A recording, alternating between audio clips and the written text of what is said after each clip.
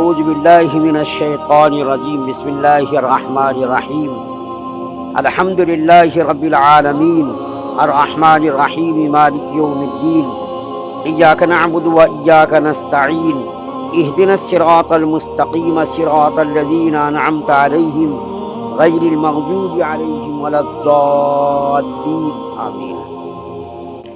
پرسوں میں نے آپ کے سامنے 3 آیتیں اور 3 عقیدوں کا بیان کیا تھا کہ سورہ فاتحہ کی ابتدائی 3 آیات میں 3 بنیادی عقیدوں کا اللہ تعالیٰ نے اشارے کے طور پر بیان فرمایا۔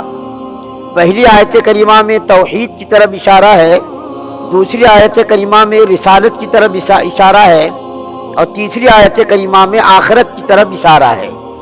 کافر لوگ آخرت کو نہیں مانتے تھے، سمجھتے تھے جو کچھ ہے دنیا ہے، بس آخرت کوئی چیز ہی نہیں ہے۔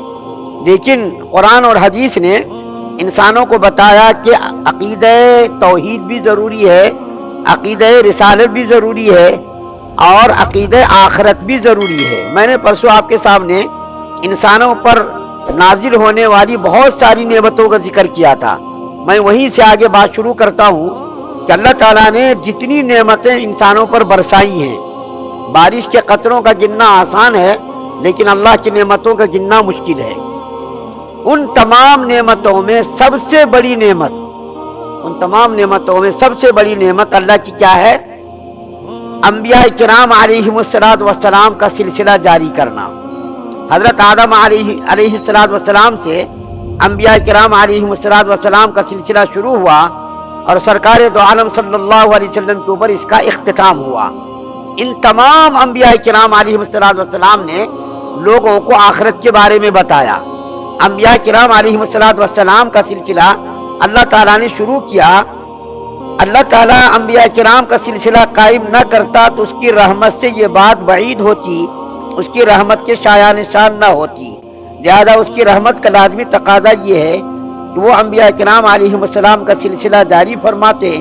چنانچہ ایسا کیا، اور انبیاء کرام نے بھلے برے کے درمیان فرق بتایا۔ تیسری آیت کریمہ میں اسی کا ذکر ہے۔ اب انبیاء کرام نے جب یہ بات بتائی تو 2 قسم کے انسان ہو گئے۔ ایک تو وہ جنہوں نے انبیاء کرام علیہ السلام کی بات مانی، اور ایک گروپ وہ ہو گیا جنہوں نے بات نہیں مانی۔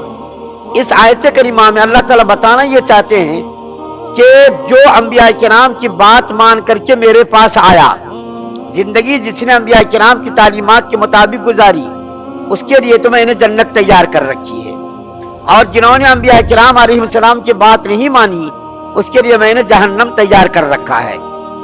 انبیاء کرام علیہ السلام کی بات جنہوں نے مانی، اپنی خواہشات کو، اپنی نفسانیت کو، اپنے ارمانوں کو اور اپنے تقاضوں کا خون کیا، اور انبیاء کرام کی بات مانی، اللہ کی بتائی ہوئی بات پر اس نے عمل کیا، اپنی خواہشات کو قربان کیا، اپنے جذبات کو قربان کیا، اس کے لیے تو میں نے جنت تیار کر رکھی ہے۔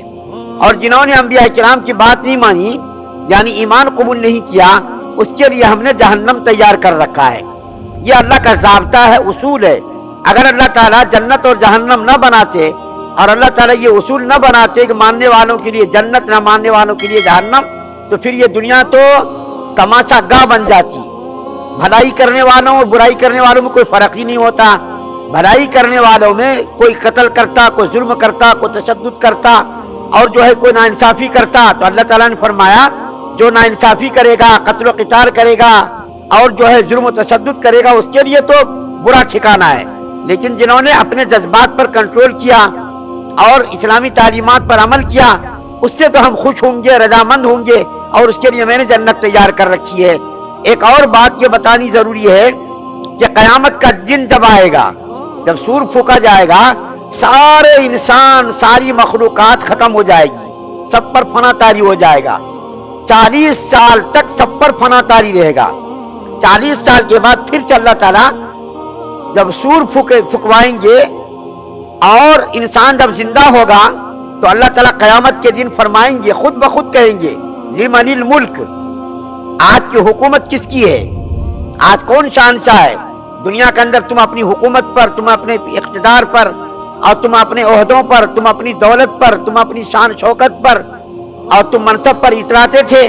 آج کس کی حکومت ہے، آج کا بادشاہ کون ہے، تو وہاں کون جواب دے گا؟ اللہ کے سامنے کس کی ہمت ہوگی؟ تو اللہ تعالیٰ خود جواب دیں گے، لمن الملک، یہ اللہ فرمائیں گے آج کی حکومت، آج کی شہنشاہی، آج کا بادشاہ کون ہے؟ کوئی جواب نہیں دے گا۔ پھر اللہ خود فرمائیں گے للہ الواحد القہار، آج کی حکومت، آج کی بادشاہی، آج کی شہنشاہی صرف اللہ وحدہ لا شریک کے لیے ہے جو غالب ہے۔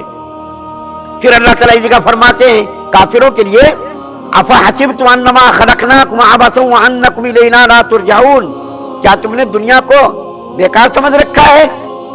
دنیا کی زندگی کو تم نے عبث سمجھ رکھا ہے؟ نہیں، یہ دنیا کی زندگی عبث نہیں، بلکہ یہ امتحان گاہ ہے، تم کو لوٹ کر کے جانا آخرت کی طرف۔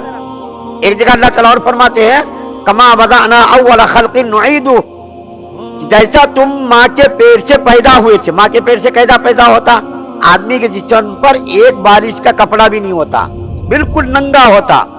اسی طریقے سے قیامت کے دن بھی انسان کے پاس کچھ بھی نہیں ہوگا۔ دنیا میں غریب ہو، امیر ہو، کوئی بھی ہو، کم سے کم غریبوں کے جسموں پر کپڑے تو ہوتے، لیکن جب پیدا ہوتا اس کے جسم پر کچھ بھی نہیں ہوتے، ایک بارش بھی کپڑا نہیں ہوتا۔ اسی طریقے سے اللہ کیا فرما رہے ہیں، جیسا تم پہلی مرتبہ پیدا کیے گئے دوبارہ بھی تم کو اسی طریقے سے اٹھایا جائے گا، یعنی وہاں بھی ننگے اٹھیں گے۔ حضرت عائشہ رضی اللہ تعالی عنہ نے حضور صلی اللہ علیہ وسلم سے عرض کیا، یا رسول اللہ صلی اللہ علیہ وسلم، یہ تو بڑی شرم کی بات ہوگی کہ انسان کو وہاں ننگا اٹھایا جائے گا، تو وہاں ایک دوسرے کو دیکھیں گے، بڑی شرم کی بات ہوگی، بڑے شرم کا موقع ہوگا۔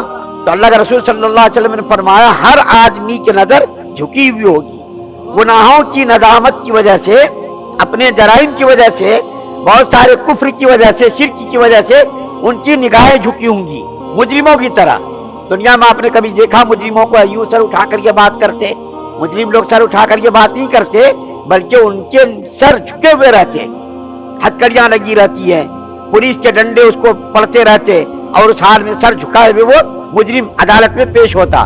سر اٹھا کر کے یوں بات نہیں کر سکتا، پولیس کے سامنے جا کر کے کوئی سر اٹھا کر کے یوں بات کرے تو پولیس اس کی خبر گیری کرتا، اس کی خبر لیتا۔ تو مجرم لوگ قیامت کے دن سر جھکائے ہوں گے، کوئی کسی کو نہیں دیکھا، وہاں کسی کو دیکھنے کی کوئی فرصت بھی نہیں ہوگی۔ تو اللہ تعالیٰ کیا فرما رہے ہیں آخرت کے بارے میں کہ تم اس کو عبث مت سمجھو۔ اور قرآن کے اندر ایک جگہ اللہ فرماتے ہیں کافروں سے پوچھیں گے اللہ کہ دنیا میں تم کتنی دیر ٹھہرے، تو وہ کہے گا بس ایک چند منٹ، چند گھنٹے، بس، اور کیا، دنیا کی زندگی بس یہ چند گھنٹے کے مماثل ہے۔ آخرت کے مقابلے میں دنیا کی زندگی چند گھنٹے کے مماثل ہے۔ یہ علماء کہتے ہیں اقامت اور نماز کے درمیان کتنا فاصلہ ہوتا؟ اقامت اور نماز کے درمیان بہت کم فاصلہ رہتا۔ اسی طریقے سے ہماری زندگی پیدائش سے لے کر موت تک بالکل اقامت اور نماز کے درمیان کا فاصلہ ویسے ہی ہے۔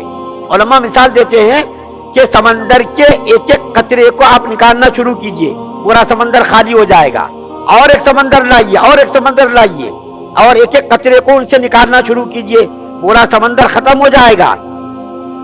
لیکن آخرت کبھی ختم ہونے والی نہیں۔ دنیا کے سمندر ایک ایک قطرہ آپ لینا شروع کیجئے، یا کوئی پرندہ منہ میں ایک ایک قطرہ لینا شروع کرے، وہ سمندر ختم ہوگا دنیا، لیکن آخرت کسی صورت میں بھی ختم ہونے والی نہیں، ابدالآباد تک۔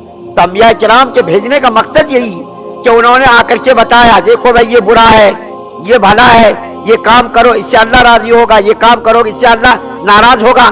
اگر آخرت اللہ نہ رکھتے تو پھر تو یہ تو کوئی فائدہ نہیں ہوتا، نماز پڑھنے سے کوئی فائدہ نہ ہوتا، روزہ گرمیوں میں 15 گھنٹے تک، ابھی ہم نے دیکھے نیند کو قربان کیا، کتنے سارے لوگوں کو اٹھنے کی طبیعت نہیں چاہ رہی تھی، کتنے سارے لوگوں کو بیماری وجہ سے نیند نہیں آتی، بیچاروں نے نیند کو قربان کیا، اتنی گرمیوں میں روزہ رکھا، کتنے سارے لوگ حج کرنے کے لیے گئے، کتنے سارے لوگ اپنے مال کی زکات نکالنے، دل پر جبر کر کے اللہ کا حکم ایسا کرنا چاہیے۔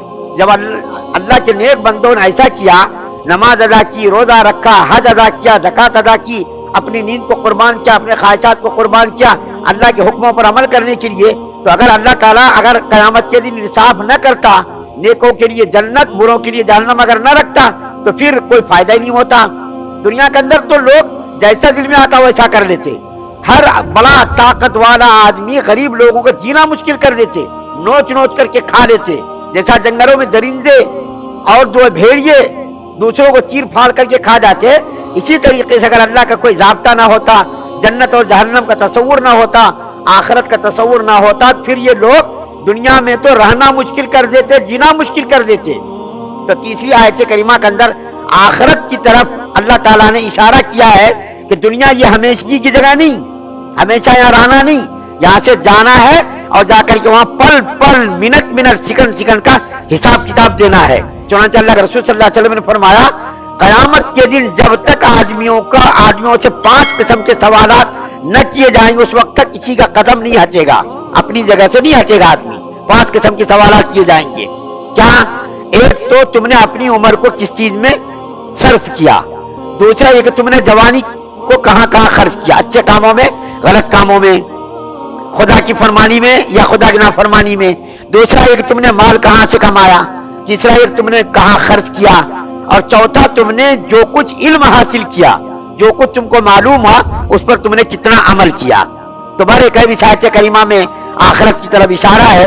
انشاءاللہ بقرعید کے بعد تفسیر کا آغاز ہوگا. اس درمیان میں جو وقفہ ہے، جو یہ دن ہے، کل کا روزہ، عرفات کا روزہ، بہت بڑا روزہ، جس کو اللہ توفیق دے وہ رکھے. ہر اس مہینے کے 9 روزوں کی قیمت ایسی ہے، ایک ایک روزے کی قیمت 1 سال کے روزوں کے برابر ہے. اللہ جس کو، بہت سارے لوگ کالج میں میں نے دیکھا بچوں نے روزہ رکھا 1 تاریخ سے. کئی بچوں نے پوچھا روزے کا کیا حکم ہے. بہت سارے بچوں نے بھی روزہ رکھنے کے ارادہ کیا، پوچھا مجھے صاحب کل روزہ رکھنا چاہتے ہیں، پرسوں کا روزہ. بہت سارے لوگوں کو اللہ نے توفیق دی. اگر کسی کو توفیق دی کل جو ہے روزہ رکھے آدمی، بہت بڑا روزہ ہے یوم عرفہ، کل حاجیوں کا حج مکمل ہوگا. اللہ تعالیٰ سے دعا ہے کہ اللہ تعالیٰ ہم تمام مسلمانوں کو مکمل شریعت مطہرہ پر عمل پیرا ہونے کی توفیق عطا فرمائے.